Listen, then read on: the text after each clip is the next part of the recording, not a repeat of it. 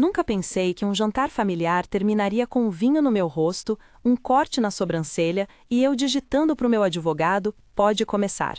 Meu nome é Helena Castro, tenho 59 anos e me aposentei do magistério há 4. Moro na casa que comprei com meu marido em 1989, uma casa de madeira com chão que range e janela que guarda todas as manhãs da minha vida. Havia câmeras discretas instaladas há semanas e Marco Silva, meu advogado, já sabia que algo podia acontecer. Prometo contar cada detalhe, desde os aromas da cozinha até as mensagens bancárias que mudaram tudo. Se você já teve que colocar limites com quem chama de família, fique até o fim. Minha história com a casa é longa e íntima. Entrei naquela casa grávida pela primeira vez. Pintei o quarto de Clara com um tom amarelo que ainda transluz nas fotos antigas. Guardei receitas em cadernos amarelados e paguei as prestações durante anos com salário de professora e bicos aos sábados. Perdi o marido há 6 anos e, aos poucos, a casa se transformou em documento vivo de memórias. Não é só valor de mercado, que converso às vezes com o banco quando alguém pergunta, é ritual. A prateleira com os livros do meu marido, a cadeira de balanço que ele consertou, a caixa de ferramentas que eu nunca quis vender. Por isso, quando meu filho Ricardo e a nora Ana começaram a falar em ajuda mútua, eu ouvi de forma diferente. Havia uma proposta encoberta por preocupação que, iluminada por pequenas tentativas de acesso às minhas contas e mensagens insistentes sobre reduzir custos, passou a me soar como um plano para quebrar minha autonomia.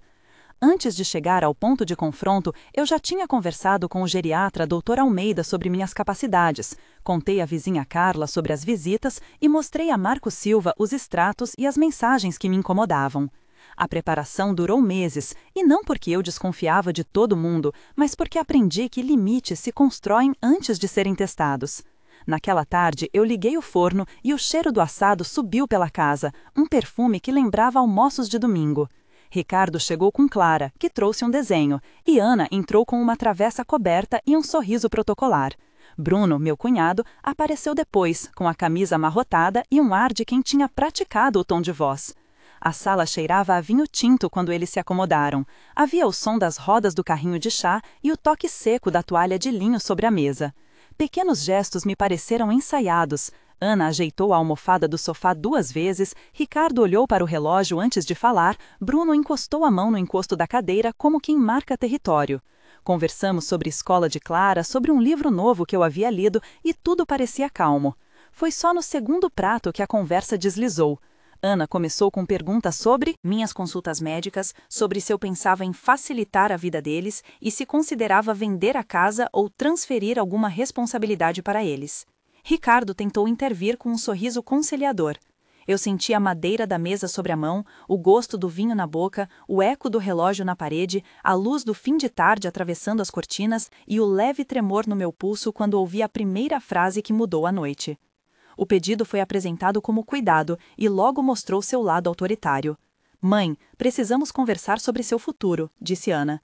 A casa é grande demais, você mora sozinha, seria melhor para todos se você viesse para nossa casa, disse Ricardo. Bruno pegou a palavra e completou com uma acusação clara. Você está sendo egoísta, Helena, você está segurando todo mundo, ele falou, e a palavra soou como um golpe. Eu respondi firme.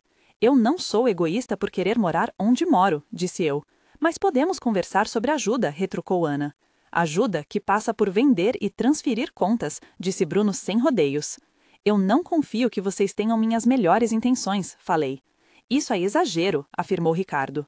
Queremos o melhor para você, insistiu Ana.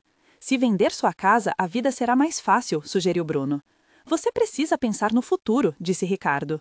Vocês querem esvaziar meu espaço, respondi. Não é isso, respondeu Ana.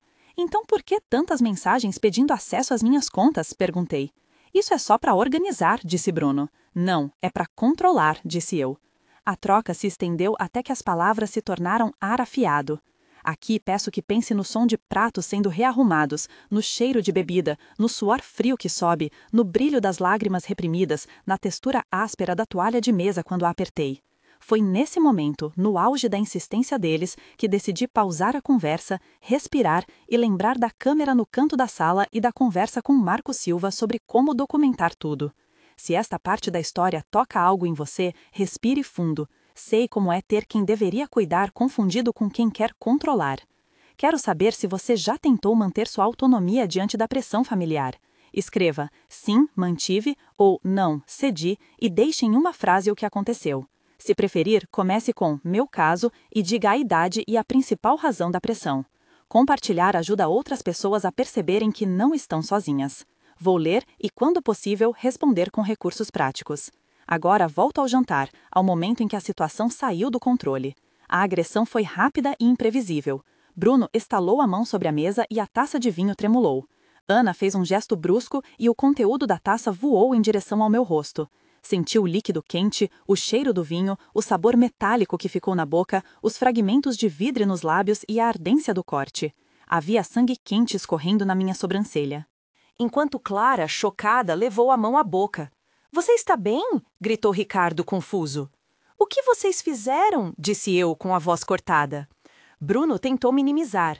"Foi sem querer", disse ele. "Não, não foi", respondi. "Vocês estavam tentando me forçar a aceitar um plano", disse eu. "Isso passou dos limites", disse Ana. "Eu vou chamar a polícia", anunciei. "Não precisa", suplicou Ricardo. "Chama, chama", insistiu Carla, a vizinha, que havia ouvido o barulho e entrou sem bater, vendo o chão com bagunça, o copo quebrado, a toalha ensopada. O som da sirene ainda não havia chegado, mas eu senti o pulso acelerar, a textura fria do telefone na minha mão, o cheiro do antisséptico imaginado para limpar o corte, a dor aguda alinhando minha cabeça. Antes de a polícia chegar, eu mandei a mensagem que havia ensaiado. Marcos, fase 1, teve agressão, e apertei enviar. A resposta veio em minutos com instruções firmes. Nessa hora, o teto da sala parecia baixo, o eco das vozes familiares parecia distante, e algo dentro de mim se alinhou com a clareza de quem não pode mais ceder. A chegada da polícia abriu outro capítulo. O delegado Pereira anotou tudo com uma caneta azul, perguntou nomes e circunstâncias e pediu o boletim de ocorrência para formalizar a agressão. Falei sobre as câmeras, sobre as mensagens de acesso às minhas contas, sobre as tentativas de mudar minha procuração. Marcos Silva chegou ao meu lado com um olhar calmo, pegou meu telefone e começou a organizar provas. "Helena, vamos salvar as imagens, vamos baixar os extratos, vamos protocolar tudo", disse ele.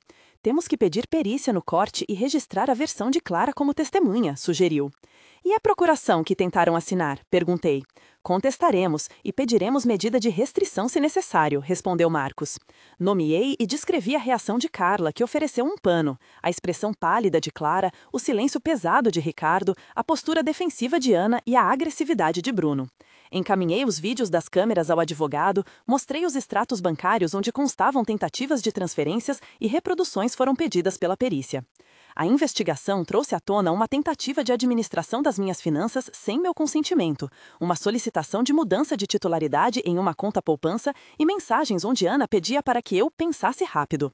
As semanas seguintes foram um emaranhado de procedimentos. Registramos boletim de ocorrência, entregamos as filmagens ao delegado, pedi ao banco bloqueio de acesso e solicitei perícia no documento que Ana tentou apresentar como minha assinatura.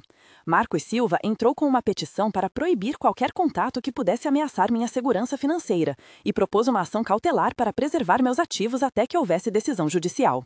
O banco abriu investigação interna e pediu documentos para confirmar que eu estava viva e apta a gerir minhas contas. O consultor financeiro que Marcos recomendou, Renan, ajudou a montar um trust educacional para Clara, de modo a proteger a herança sem entregar a minha autonomia. O processo incluiu uma perícia grafotécnica, depoimentos de testemunhas como Carla e Dr. Almeida, que atestaram minha capacidade mental, e, finalmente, uma audiência preliminar onde ficou claro que houve tentativa de coação. Nomes importantes surgiram nas peças: delegado Pereira, perito Souza, consultor Renan, advogada da família Luísa, além de Marcos Silva, que coordenou a estratégia. Documentei cartas, guardei recibos, organizei cópias dos extratos e fotografei o corte no rosto para o laudo médico. O epílogo chegou em etapas que me ensinaram muito. Um mês depois, eu tinha tirado fotos novas da casa, arrumado gavetas que não abria há anos e conversado com Clara sobre limites de forma tranquila. A casa cheirava a lavanda e café, e eu sentia um sossego novo ao caminhar pelas tábuas do assoalho. 3 meses depois, havia uma medida cautelar que determinava a restrição de contato de Bruno e Ana, um acordo condicional que lhes impedia de tentar acesso financeiro, e eu atualizei o testamento com a ajuda de Marcos, criando um trust para a educação de Clara e nomeando como executora uma amiga de confiança que não estava envolvida no conflito. 6 meses depois, embarquei em uma viagem curta que sempre quis fazer, cuidei de mim em consultas com o Dr. Almeida e reconectei com antigos colegas de trabalho que me trouxeram novas rotinas.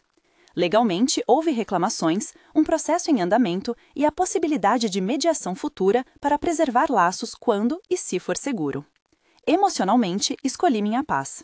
Atualizei senhas, fechei acessos e, mais importante, deixei claro para meus filhos e para mim que proteger meu patrimônio e minha dignidade não é vingança, é sobrevivência. Documente tudo, procure um advogado de confiança, mantenha provas e converse com profissionais. A casa continua minha, as memórias estão seguras e eu aprendi que dizer não é um ato de cuidado. Se essa história ressoou com você, deixe um comentário, compartilhe e inscreva-se se quiser ouvir mais relatos e passos práticos para proteger sua autonomia. Você não deve nada a quem exige sua paz.